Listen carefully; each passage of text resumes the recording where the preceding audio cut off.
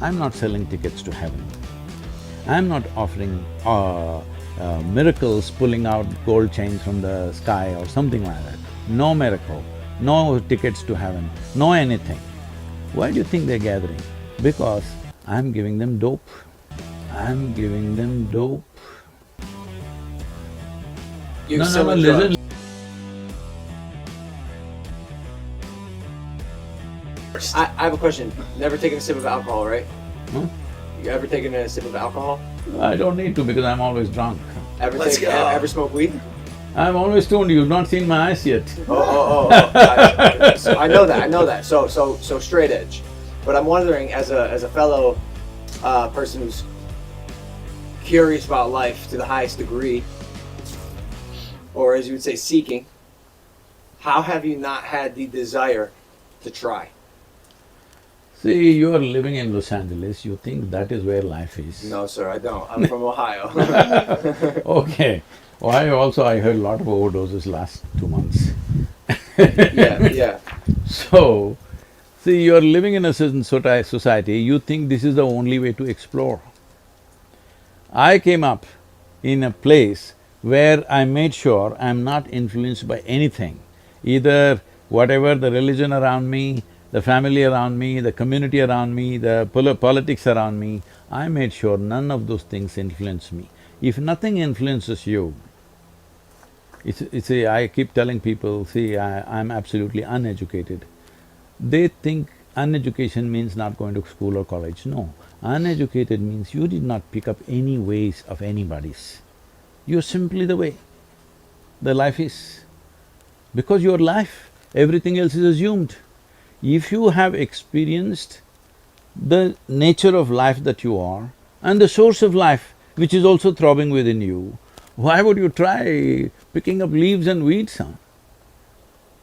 Aren't you curious?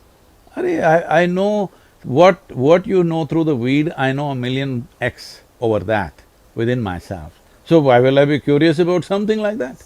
Do you play with the teddy bear every day today? No. Yes, he does. Why are you not… He 100% does. Sadhguru, Are you yes. not curious how it feels, the child loves it so much? I went through the phase. I experienced it and That's decided… what when you were a child it happened, right? Right.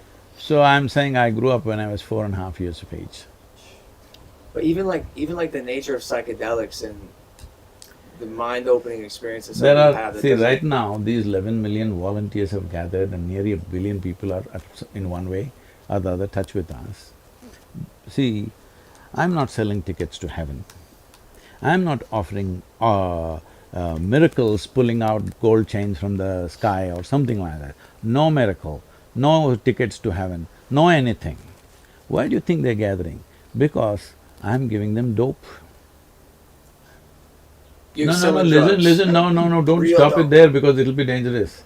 I'm giving them dope that no drug dealer can give them. If they close their eyes, they are gone.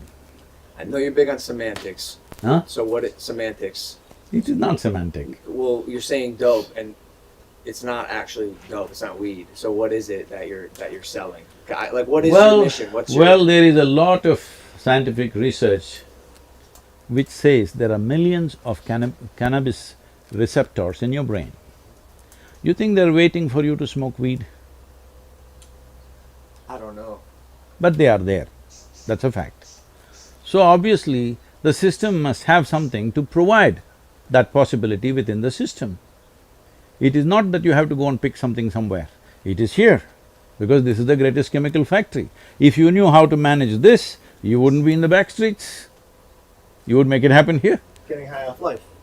Huh? Getting high off life. Look, Yeah, I that's the body. understand. I'm just saying, like, I'm also a fellow curious person, and I had the thought process that I cannot die on this planet not knowing what a psychedelic does to my brain.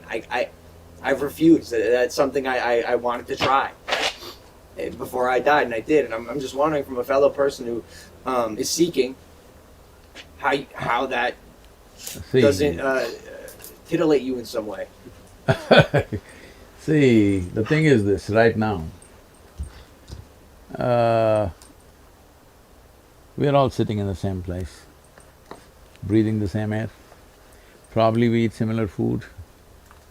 At this moment, what is happening within me, how I am, I will not exchange this for anything in the universe. You give me the world, I will not change it.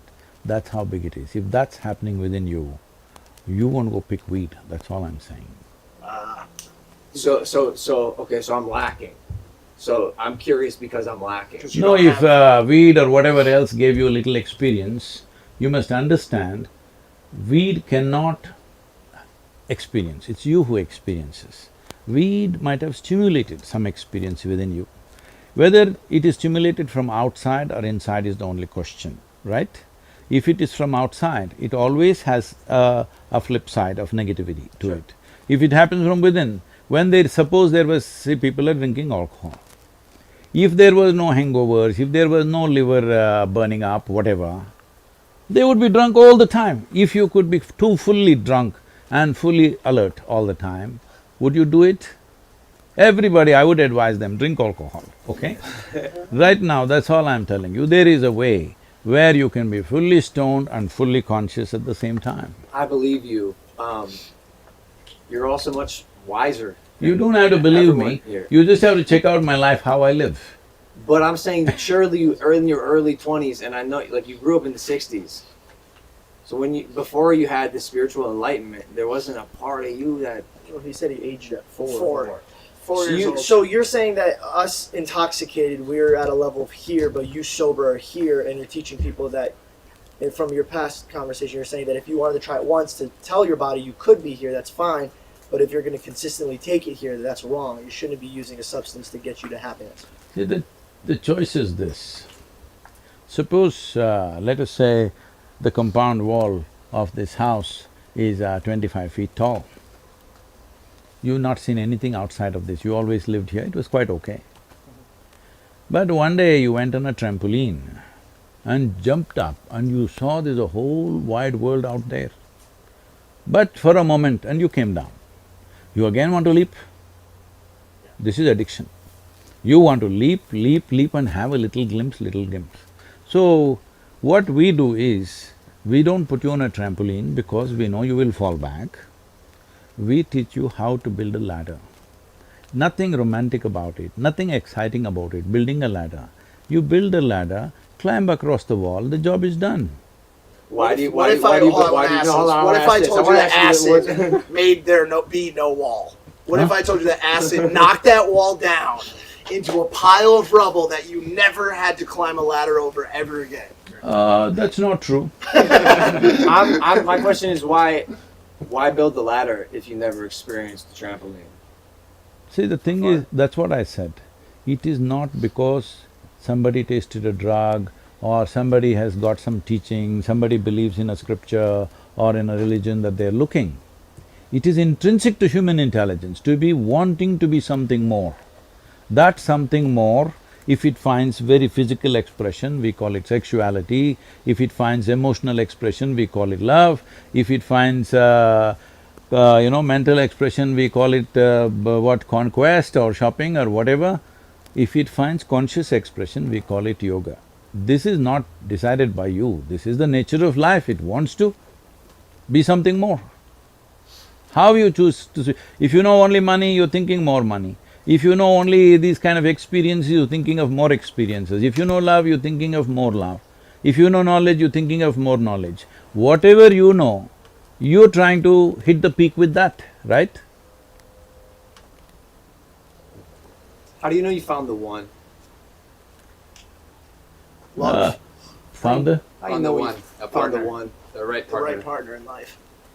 Oh. I love that laugh. Answers. I want to laugh like that. One day. It's amazing. Do you need a beard to laugh like that? You have to. You have to have it. You could probably start laughing like that. I'm soon. close. Anyways, So anyway, this is not United States, nor is it 2020. This is 1990 and this is India, where things don't happen like how it happens here. Yeah, but that's all. I just looked at her and in 3 days we were married. So you're saying when you know, you know. So so when you were rich before. when I went home, I said, because everybody thought I'll never marry because that was the contention, because I was living wild. All the time I'm camping in the mountains, here, there, and I have no interest in such things. One day I went and said, I'm marrying this girl. What? Who is she? I knew her pet name, like what she's called, I didn't know her full name. Then they asked, what's the father's name? I said, I don't know. They said, what? You don't know father's name? What's their caste? I said, I don't know. Then you don't know father's name, you don't know what the family is, how will you marry this girl? I said, I intend to marry only the girl, not the father. But did you know? I didn't know. You didn't know. What? Did you know Did she you was know the she one? was the one? Absolutely. You knew. Was there ever a time in the marriage you were like, man, I picked the wrong one, like, this girl really's acting up? We don't do those things. You're pointing me Because we are not… See, I want you to understand this. I know this culture is just built up now. If you're looking how to extract life from somebody, anybody, whatever kind of wonderful person you pick, they will disappoint you. Because you can't pick life, joy or pleasure from somebody else. If you're seeing that your life is an expression of your joy and you're seeing always how to do the best for the other person, it never will happen to you that, oh, did I pick the wrong one? Did I do this? Did I do that? So tomorrow suddenly you think this is the wrong tree and cut it off and put some other tree? It's stupid. I feel like we look for in our culture, and it's the saying like, find my other half, right? Which in a sense is saying that we're incomplete by ourselves, right? And we're looking for joy in another being. And I think that's really the key, is just finding that if we can have two wholes come together, right? And so we're coming in union and relationship to not extract joy from one another, but to share joy within one another. This guy has become wise. Read your books. I've read quite a few of your books.